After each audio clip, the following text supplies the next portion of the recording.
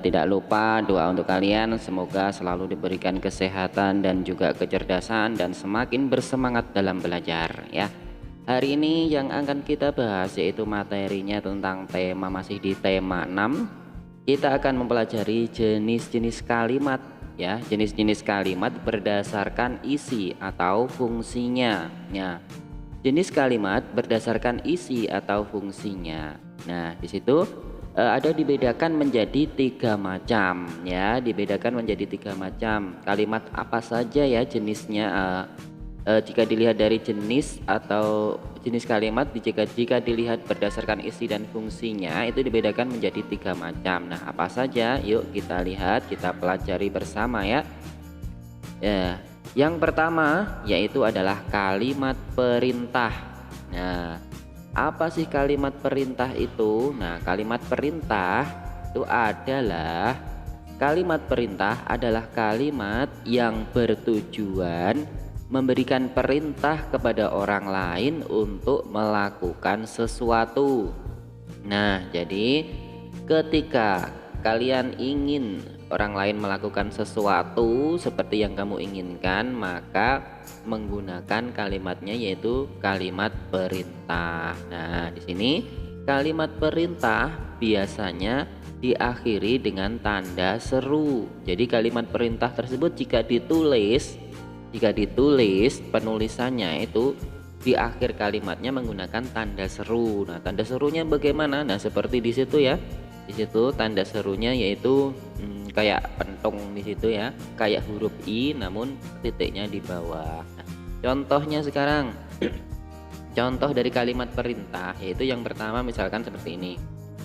Ambilkan buku saya di atas meja itu. Nah, ambilkan buku saya di atas meja itu. Nah, berarti dia memerintah seseorang untuk mengambilkan bukunya yang berada di atas meja dan diakhiri kalimat tersebut dengan tanda seru seperti itu ya. Kemudian contoh yang kedua misalkan, jangan membuang sampah sembarangan. Nah, ini termasuk kalimat ajakan atau kalimat peringatan ya, ini juga termasuk kalimat perintah. Jangan membuang sampah sembarangan. Jadi diperintahkan untuk jangan membuang sampah sembarangan, namun harus dibuang di mana? Iya, pada tempatnya. Nah, kemudian berikutnya contohnya, ini kalimat perintah yang berjenis sebuah ajakan ya. Ayo kita bermain bola bersama. Nah, di sini adalah juga kalimat perintah yang merupakan ajakan ya, untuk orang lain kita ajak untuk melakukan sesuatu. Nah, contohnya, ayo kita bermain bola bersama, diakhiri dengan tanda seru seperti itu ya, ngerti ya? Jadi jenis kalimat tadi dibedakan menjadi 3 ya. Nah, yang pertama ini adalah kalimat perintah. Kemudian yang kedua apa? Nah, kita lihat ya di sini. Yang kedua yaitu kalimat berita. Nah, kalimat berita. Seperti apa sih kalimat berita itu? Nah, kita lihat dulu pengertiannya. Kalimat berita adalah kalimat yang isinya memberitahukan sesuatu. Jadi kalimat berita itu adalah memberi informasi atau memberi sebuah pengetahuan baru ya, atau memberikan sesuatu yang baru. Nah, jadi apa ya? Kalimat yang isinya memberitahukan sesuatu. Jadi yang semula orang lain tersebut belum tahu, kemudian diberikan kalimat atau kata-kata tersebut akhirnya menjadi tahu, itu adalah kalimat berita. Nah, di sini dalam penulisannya kalimat berita biasanya diakhiri dengan tanda titik. Nah, ada tanda titik tik seperti itu di akhir kalimatnya, itu adalah cara menulis kalimat berita. Nah, contohnya seperti apa? Di sini kita lihat ya contohnya. Nenek akan datang dari Surabaya besok pagi. Nah, jadi kalimat berita ini adalah sebuah pemberitahuan. Jadi diberitahukan kepada seseorang lain bahwa nenek akan datang dari Surabaya besok pagi. Nah, gitu ya. Jadi tidak memerlukan jawaban kan ya. Jawabannya hanya oh iya gitu. Jadi tidak memerlukan respon. Yang kalau tadi kalimat perintah berarti kita yang mendapatkan kalimat tersebut itu melakukan respon seperti perintah yang diperintahkan oleh pembuat kalimatnya. Nah, kalau di sini kalimat berita, di situ ya tidak ada respon, hanya sebuah pemberitahuan, ya tinggal jawab oh ya gitu saja. Nenek akan datang dari Surabaya besok pagi gitu. Kemudian contoh yang kedua, kalimat berita di sini, buah yang paling saya suka adalah semangka. Nah, jadi memberitahukan kepada orang lain. Jadi buah yang paling saya suka itu adalah buah semangka, ya, rasanya manis, enak dan sebagainya. Kemudian yang ketiga, Dina tidak masuk sekolah karena sakit.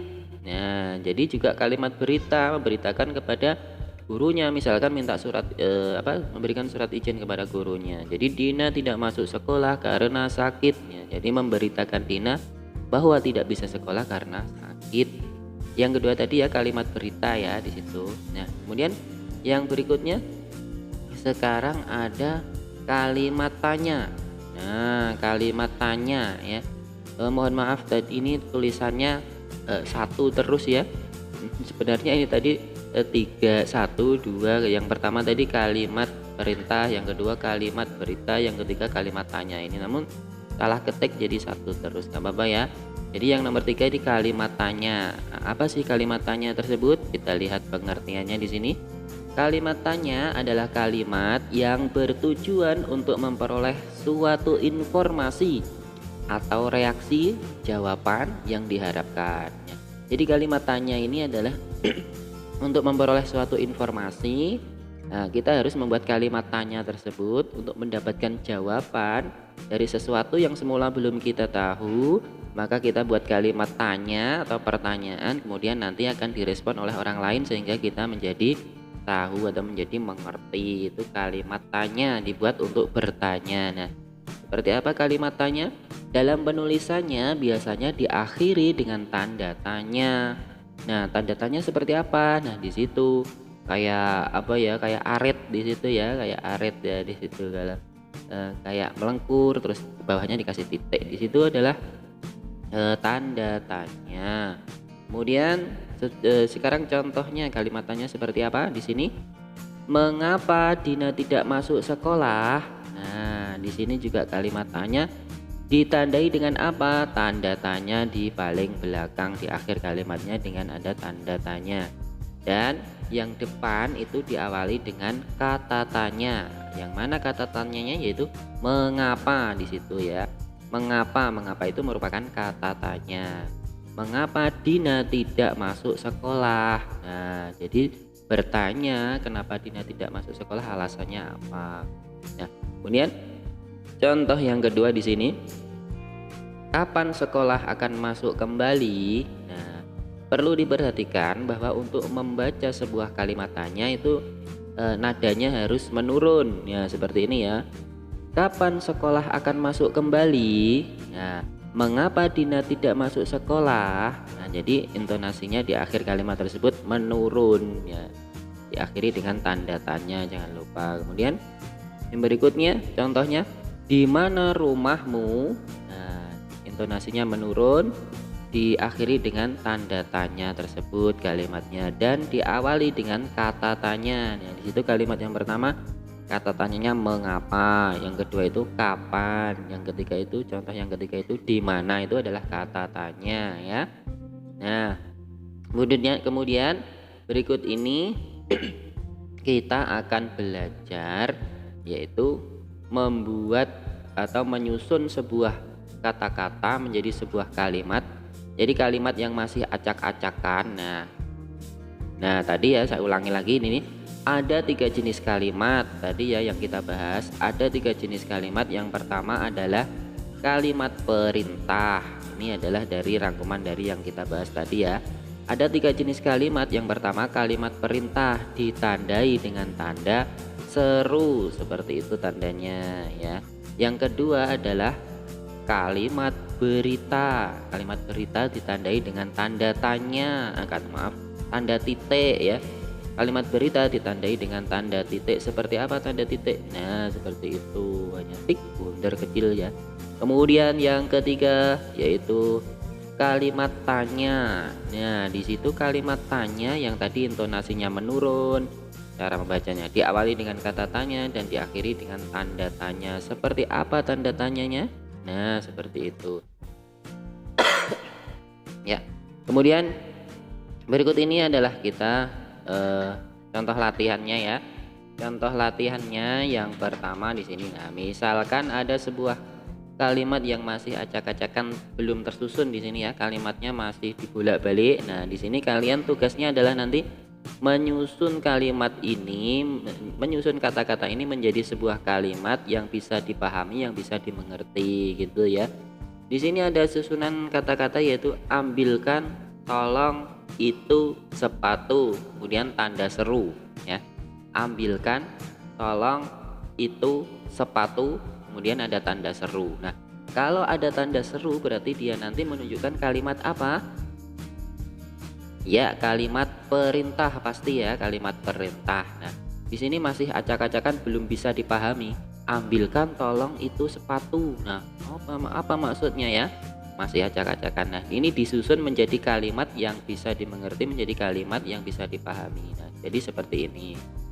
Nah, tolong ambilkan sepatu itu. Nah, tolong ambilkan sepatu itu. Nah, jadi menjadi kalimat yang bisa dipahami. Jadi meminta tolong atau memerintah untuk mengambilkan sepatunya. Kemudian contoh lagi di sini misalkan saya merah, baju berwarna. Nah, kemudian ada tanda titik di situ. Saya strip merah, strip baju, strip berwarna, strip titik. Nah, kalau di situ ada tanda titik, berarti itu nanti merupakan kalimat berita, gitu ya. Ini kalimatnya belum tersusun rapi. Nah, kemudian kita susun menjadi kalimat yang bisa dipahami. Baju saya berwarna merah, diakhiri dengan tanda titik. Nah, ini adalah kalimat berita. Kemudian contoh lagi misalkan di sini. Sudah apakah adik makan? Kemudian ada tanda tanyanya juga di situ. Nah, jadi kalau ada tanda tanya pasti nanti merupakan kalimat pertanyaan. Nah, kalau kalimat tanya diawali dengan kata tanya ya pastinya dan diakhiri dengan tanda tanya. Nah, di situ kata tanyanya yang mana? Sudah apakah adik makan? Yang mana yang merupakan kata tanya? Ya, yaitu yang apakah itu ya. Apakah itu adalah kata tanya dan itu nanti harus ditaruh di depan. Nah, jadinya seperti ini. Apakah adik sudah makan? Jadi menjadi sebuah kalimat pertanyaan yang bisa dipahami gitu ya. Dari contoh latihan ini bisa dimengerti ya. Nah, kemudian setelah ini kalian akan mengerjakan ini. Ada latihan soalnya ini ya, nomor 1 sampai 10. Itu latihan soalnya dikerjakan. Ada kalimat yang masih acak-acakan ini disusun, kemudian nanti soalnya ditulis dulu ya, jangan lupa ini soalnya ditulis dulu di buku tulis tema. Kemudian nanti setelah soalnya ini disalin baru bawahnya dijawab. Jawabnya bagaimana? Ya tadi kalimatnya ini kan masih acak-acakan. Berada, strip perpustakaan, strip Lia, sedang, strip titik. Nah, ini disusun berada, perpustakaan, Lia, sedang, kan jadi tidak bisa dipahami ya. Disusun menjadi kalimat yang bisa dipahami. Kemudian nanti dijawab di bawahnya. Nah, setelah itu hasilnya difoto, nah dikirim ya. Kirimnya lewat itu ya, Google Form ya, lewat link ya. Jangan dikirim lewat WA nanti. Ya lebih baik dikirim lewat Google Form, lewat link itu yang nanti akan saya share di grup. Jadi biar tugasnya terekam di situ, aman di situ. Maksudnya biar ketika ada yang ngirim pertama, nah tidak bisa dilihat oleh teman-temannya yang lain ya. Jadi biar mengerjakan sendiri-sendiri, biar tidak mencontek pekerjaan temannya gitu ya. Ya semoga kalian selalu semangat dalam belajar. Sekian, terima kasih. Assalamualaikum warahmatullahi wabarakatuh.